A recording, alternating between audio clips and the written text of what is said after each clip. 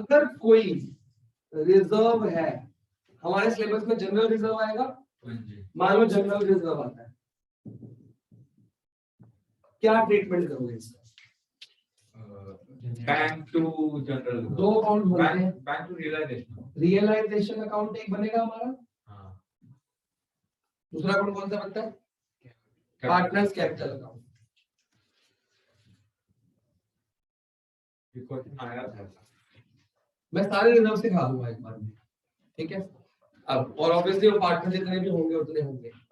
Illustration 7 का मान लो दो पार्टनर हैं, छोड़ो उसको। अगर कोई रूल नंबर 1, जो रूल एडमिशन में, एनपीओ में, पीएसआर में, रिटायरमेंट में और डेथ में था, सेम रूल जनरल रिजर्व को कौन लेके जाता है? पार्टनर। इंडियन, या तो रेशियो यही होगा, ओल्ड का चक्कर ही नहीं है। तो जनरल रिजर्व कौन लेके जाएगा? पार्टनर। एंट्री क्या होती है? क्या होती है? क्या लिखते हो? उनके रेशियो में बात करते हो, क्या एंट्री होती है?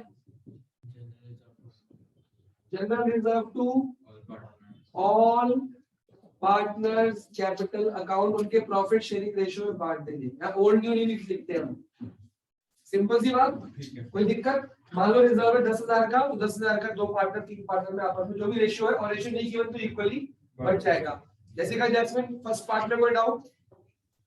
No sir, no sir. ध्यान रखना है, रिजर्व या सारे फंड का ट्रीटमेंट ऐसे होगा, ईपीएफ को छोड़ के। EPF is a liability not a fund, तभी ईपीएफ में नहीं आते। जनरल रिजर्व या किसी भी तरह का रिजर्व रियलाइजेशन अकाउंट में पे नहीं होता, नहीं होता। कहां पे होता है? पार्टनर्स का फंड है, पार्टनर्स के पास ही जाएगा। क्लियर है?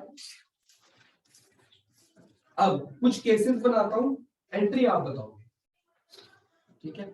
अगर सेकेंड केस में आपको WCR या WCF कुछ भी दे रखा है, फॉर एग्जांपल कितना लेके चले, बैलेंस शीट में दे रखा है 75,000, ठीक है, और कुछ नहीं दे रखा, तो क्या करोगे इसका ट्रीटमेंट? एंट्री क्या करोगे? मान लो दो पार्टनर्स हैं यहाँ पे, ए, ये बी, ये ए, ये बी, और कुछ दे नहीं रखा, सिर्फ देखा WCR बैलेंस शीट के अंदर लिखा है 70, क्या एंट्री? सेम एंट्री क्या हो गई? WCR to A to B, यह आ गया 75,000 और रेशियो है 3:2, तो मान लो कितना हो जाएगा ये? 325, 45,000 और 30,000, मैं 1:1 बांट 3:2। 1:1। पहली एंट्री समझ आ गई? ये पहला केस बना दिया। रिजर्व सारे सेम ट्रीटमेंट, WCR तो रिजर्व ही होता है, कोई क्लेम नहीं है। सेकंड या थर्ड, अब आपको WCR सेम दे रखा है 60,000 मान लो, और इसका जो क्लेम है WCR क्लेम, या दूसरा वर्ड क्या आता है? लायबिलिटी, कि WCR की लायबिलिटी या देनदारी कितने की है हमारी? 35। तो पहले गुल्लक में कितना पैसा पड़ा है? खर्चा कितने का आ गया? पहले क्या करेंगे? बांटेंगे, खर्चा निकालेंगे? खर्चा निकालेंगे। खर्चा निकालोगे ना, तो खर्चा पहले तो गुल्लक में कितना पैसा है वो लिखते हैं WCR डेबिट, क्योंकि सारे रिजर्व को डेबिट करना होता है, रूल वही है। फिर क्या करेंगे? पहले खर्चा। अब बस आप अभी तक क्या करते आ रहे थे? ये करते आ रहे थे WCR क्लेम कितना, इतना, इसको लिखना हुआ तभी इतना 2, बाकी जो बच गया पैसा 2A2, कितना पैसा बचा? 25,000। 25,000 को 3:2 में बांट दोगे, कितना आ गया? 15,000 और 10,000। ये एंट्री करते आ रहे थे, एडमिशन रिटायरमेंट में ये एंट्री थी, और ये अमाउंट कहां शो करते थे? ये तुम दिखाते थे बैलेंस शीट में, लायबिलिटी साइड पे। अब इस चैप्टर में तो बैलेंस शीट नहीं है, इसका मतलब था कि इस साल ये पे नहीं करा, कब पे करेंगे? जब अगले साल उनको देंगे। अब इसमें तो अगला साल आना ही नहीं है, we are winding up the firm, तो यहाँ पे WCR क्लेम की जगह पे अभी के अभी पे करेंगे। और अभी के अभी पे कौन से अकाउंट में कर रहे हैं? Realisation account. ये डिफरेंस है बस।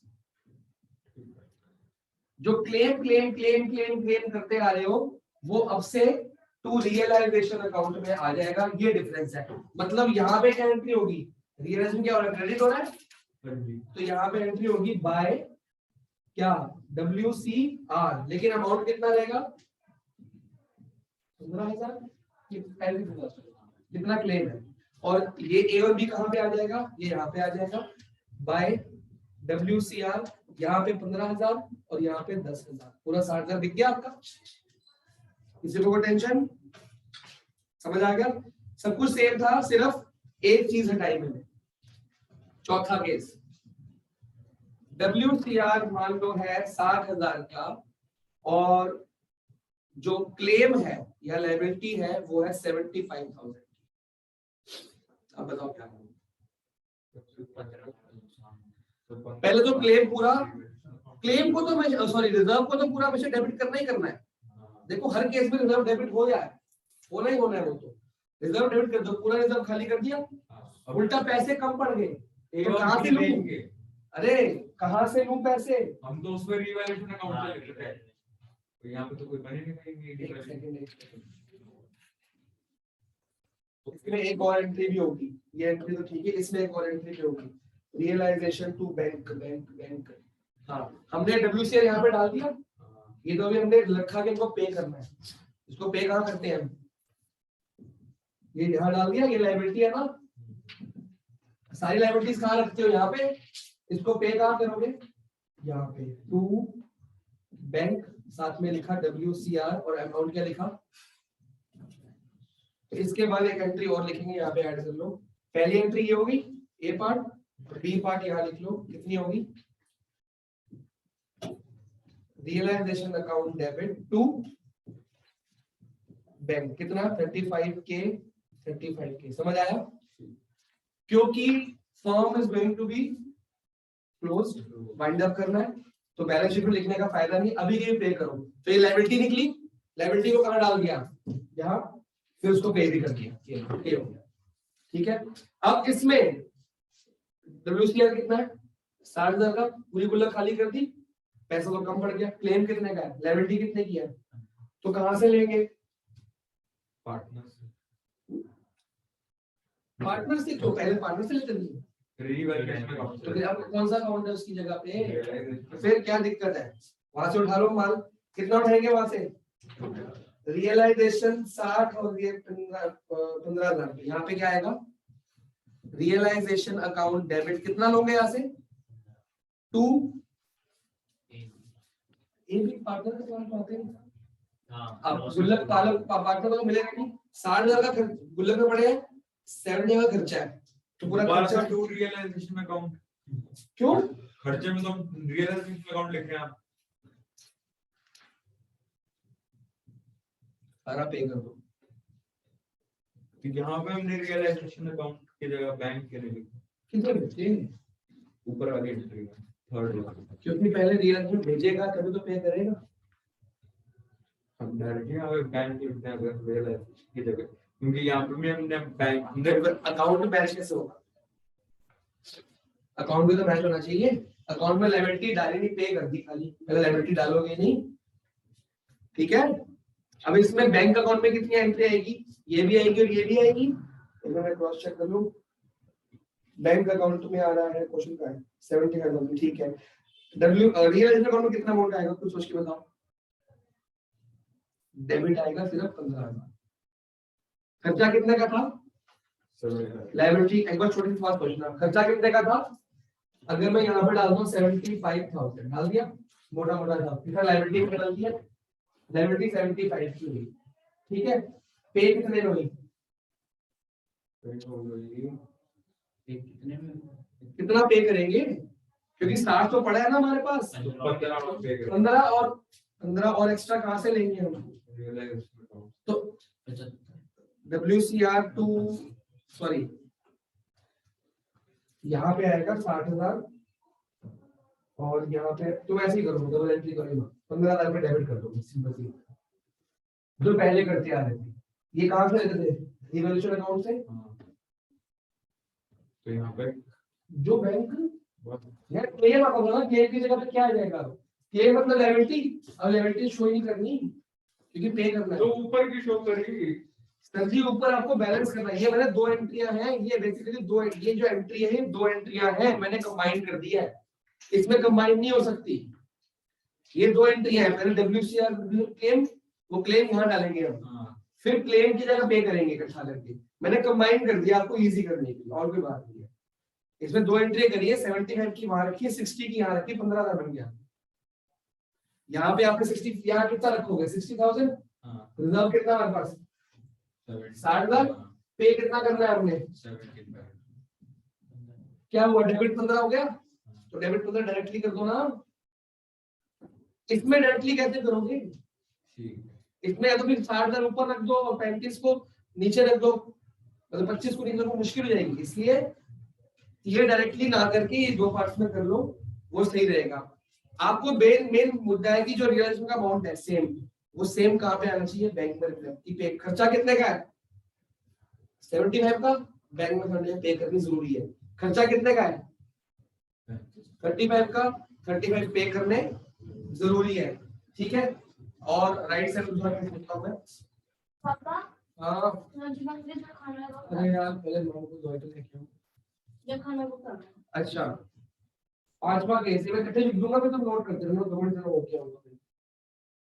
WCR है 60,000, और जो क्लेम या लायबिलिटी है वो भी कितने की है 60,000 की। अब क्या करोगे, होगी WCR to realization account direct। Claim कितने का, सॉरी अमाउंट कितना पड़ा हमारे पास, हाँ और खर्चा कितने का है 60। पे कर दो।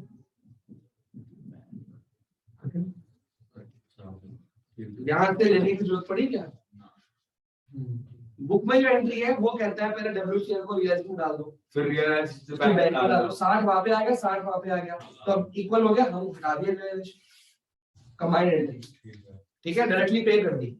पे तो करनी पड़ेगी आपको हमेशा, जब भी खर्चा आएगा। लास्ट है WCR है आपके पास नील, है ही नहीं, और क्लेम आ गया, लायबिलिटी आ गई 15,000 रुपए की। अब क्या करोगे, अब एक पैसे तो है नहीं, तो कहां पे लेंगे हम, रियलाइजेशन और पे कर देंगे टू बैंक में। सिंपल सी बात है, एंट्री क्या होगी आपकी, पैसे कहां से उठाओगे, देखो हर जगह WCR डेबिट किया था क्योंकि था, अब तो है ही नहीं, डेबिट नहीं करेंगे, तो डेबिट करेंगे रियलाइजेशन अकाउंट डेबिट, कितना अमाउंट 15,000 रियलाइजेशन अकाउंट से लिया, और किसको पे कर दिया, टू बैंक में पे कर दिया 15,000, खत्म। रियलाइजेशन अकाउंट में डेबिट साइड में टू बैंक करके 15,000। ये सारा कुछ नोट करो, फिर मैं एक्सपेंसेस वाला समझाता हूँ। ये इसके क्वेश्चन नहीं कराऊंगा क्योंकि पूरा क्वेश्चन ऐसा नहीं आता, कोई भी केस एडजस्टमेंट क्या आ जाएगी, ये आ जाए, ये आ जाए, ये आ जाए। रूल क्या है, जितना क्लेम है, जितना रिजर्व है उसको डेबिट कर दो, जितना खर्चा है अगर वो उसके अंदर आता है तो पे करके बाकी पार्ट में बांट दो, और खर्चा ज्यादा है तो कहां से उठा लो, रियलाइजेशन से उठा लो, और बाकी बैंक में डालो, छुट्टी। ये रूल है, इसको नोट करो, 2 मिनट में आ रहा हूँ, फिर मैं एक्सपेंसेस सिखाता हूँ।